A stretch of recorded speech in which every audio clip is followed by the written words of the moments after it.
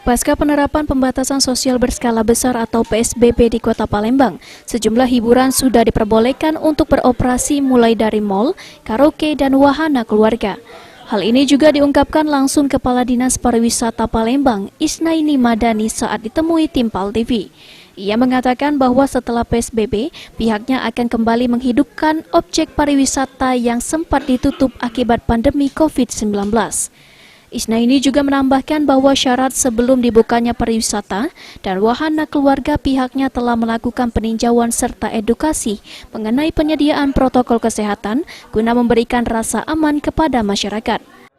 Kita harus tepis trauma atau stigma masyarakat yang saat ini masih enggan untuk ke destinasi wisata, yang masih enggan untuk mungkin nanti sebentar kita buka bioskop, ya, tempat rekreasi, waterboom dan sebagainya.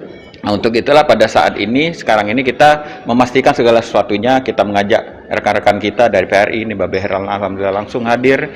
Kemudian juga dari HPI, Ketua Asita juga, ketuanya juga hadir di sini. Kita pastikan semuanya itu aman sesuai dengan protokol kesehatan, tapi tidak menimbulkan traumatis atau ketegangan atau apalah bagi masyarakat. Isnaini optimis bahwa pariwisata di Kota Palembang akan berangsur membaik dan tentunya berdampak pada perekonomian, terlebih saat ini telah dibukanya rute penerbangan, sehingga wisatawan tidak hanya berasal dari lokal, namun dari daerah lain. Amanda Lydia, PAL TV.